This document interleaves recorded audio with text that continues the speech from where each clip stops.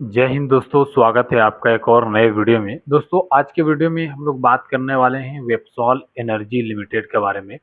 दोस्तों, अभी के समय में वेबसॉल एनर्जी लिमिटेड को लेकर के बहुत बड़ी खबर आ रही है कि जो कंपनी के ऊपर लोन था 110 करोड़ का, वो लोन जो है रीपे कर दिया गया है। और जो प्रॉफिट है उस प्रॉफिट में 77% ग्रोथ देखने के लिए मिला है, जो कि नेट प्रॉफिट है। और इससे पिछले वाले रिजल्ट से इस बार 15% का बढ़ोतरी देखने के लिए मिला है। दोस्तों, आखिर अभी के समय में क्या लेवल से निकल करके आ रहा है और क्या लेटेस्ट अपडेट है, उसके ऊपर बात करेंगे। और चार्ट पे आखिर ऐसा क्या पैटर्न्स बन रहे हैं जिस वजह से जो शेयर होल्डर है उसके लिए दिक्कत बनने वाली है, या प्रॉफिट को बुक कर लेना ही सबसे बड़ी समझदारी होने वाला है। दोस्तों, इसके साथ में ही हम लोग बात करेंगे कि आखिर वो कौन सा इंपॉर्टेंट लेवल है जहां पे बड़े प्लेयर्स अपने क्वांटिटी को ऐड करते हैं और जो छोटे इन्वेस्टर रहते हैं वो अपने प्रॉफिट को बुक करते हैं। दोस्तों, तो चलिए अब हम लोग चलते हैं चार्ट पे और वहीं पे हम लोग डिटेल में समझेंगे आखिर वो पैटर्न्स क्या बन के आ रहा है। अब हम लोग चार्ट पे आ गए हैं और चार्ट पे हम लोग जानेंगे आखिर वो लेवल्स कौन सा निकल करके आ रहा है। आज का जो क्लोजिंग है दोस्तों, आप यहाँ पे देख पाएंगे कि 4 रुपये 48 पैसा माइनस में आकर के क्लोजिंग दिया है। ठीक है, और इस क्लोजिंग से क्या स्टॉक के ऊपर कुछ प्रभाव देखने के लिए मिलेगा, या जो शेयर होल्डर है उसके अंदर क्या ये डर वाला माहौल बना हुआ है।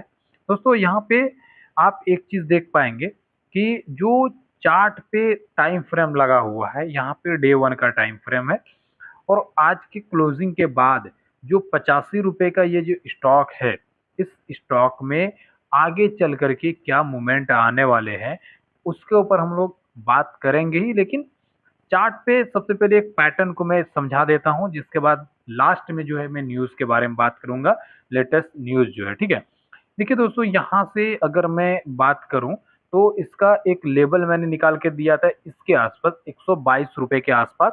मैंने इससे पहले वाले वीडियो में बताया था। जो लोग मेरे उस वीडियो को देखे होंगे तो उसको पता ही होगा। जो नहीं देख पाए तो अब मैं उसको समझा देता हूं कि 122 रुपए के आसपास मैंने लेवल बताया था कि जब ट्रेड यहाँ पे स्टॉक ट्रेड कर रहा था, मैंने यहीं से बताया था इस रेड कैंडल के बाद कि जिसके पास भी होल्डिंग है शॉर्ट टर्म के लिए 6 महीना 2 महीना या 3 महीना के लिए, तो उसको कम से कम यहाँ पे अब विचार करना चाहिए कि या तो वो प्रॉफिट बुक कर ले या तो फिर अपने क्वांटिटी को कम कर ले। ठीक है, मैंने इस लेवल के आसपास ये चीज बोला था। अगर आप इस चीज को नहीं समझ रहे हैं तो देखिए, अ, अभी क्या करना चाहिए। अब यहाँ से हुआ क्या दोस्तों, मेरे उस वीडियो को आप चाहे तो देख सकते हैं। यहाँ पे अब हुआ क्या, जब यहाँ से प्रॉफिट बुकिंग आया तो मार्केट में कंटिन्यू ये जब पैटर्न बनता है, ये चीज आप समझिए, ऐसा जब भी पैटर्न बनता है तो ये जो लेवल है यहाँ पे सेलर जो है हमेशा क्वांटिटी को ऐड करते हैं। ठीक है, अब जब मार्केट में एक पैटर्न बन रहा है, मार्केट ऊपर से नीचे आ रहा है, ये पैटर्न जब बन रहा है तो इस लेवल पे जब क्वांटिटी ऐड हो रहा है तो इसका मतलब क्या है कि यहाँ पे सेलर जो है वो एक्टिव है। और इस सिचुएशन में जो लंबे समय के लिए होल्ड किए रहते हैं उसको एक अपॉर्चुनिटी मिलता है कि वो अपना क्वांटिटी को ऐड करें। ठीक है, क्योंकि अगर कोई स्टॉक 120 रुपए का है और वो स्टॉक 80 रुपए के आसपास मिल रहा है तो यहाँ पे क्वांटिटी ही ऐड करना चाहिए। लेकिन जो इंट्राडे करते हैं, जो स्विंग ट्रेडिंग करते हैं, उसको तो शॉर्ट टर्म में पैसा उसको बनाना है।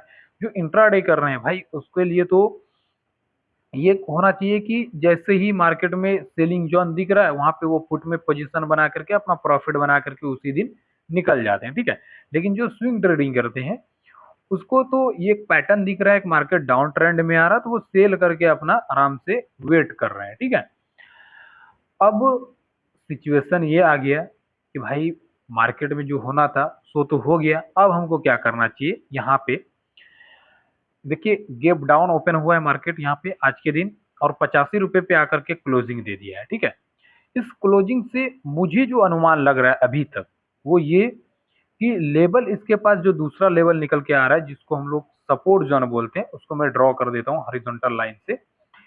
ये जो लेवल है 75 रुपए का लेवल, ठीक है, और इसके बाद दूसरा जो लेवल निकल के आ रहा है वो आपका 63 रुपए का जो लेवल निकल के आ रहा है।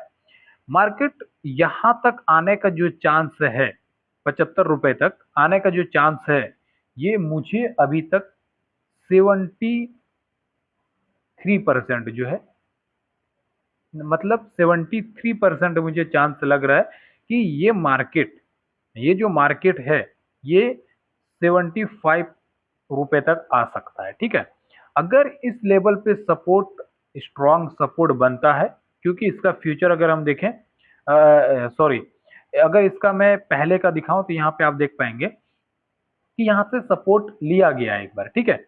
अगर दोबारा 75 रुपए के आसपास आकर के अगर सपोर्ट लेता है, तो जब तक मार्केट में इस लेवल को ब्रेक ना करे, ये जो आप लेवल देख पाएंगे, ये लेवल, ठीक है, ये लेवल, इसके ऊपर जब तक नहीं जाता है मार्केट, तब तक मुझे कोई स्ट्रॉन्ग बाइंग जोन जो है देखने के लिए नहीं मिल सकता। लेकिन जो थोड़ा रिस्क ले सकते हैं, जिस बहुत से लोग हैं, बहुत सब लोग का काम करने का तरीका अलग अलग है, जो रिस्क ले सकते हैं वो भाई 75 रुपए के आसपास एक अपना छोटा सा रिस्क ले सकते हैं, और जैसे ही मार्केट 102 रुपए के ऊपर जैसे ही क्लोजिंग देता है, तब उसके बाद आप लंबे चाल के लिए, लंबे समय के लिए या लंबे प्रॉफिट के लिए, जैसे कि 120, 125 या 130 का लेवल देख पाएंगे, ठीक है।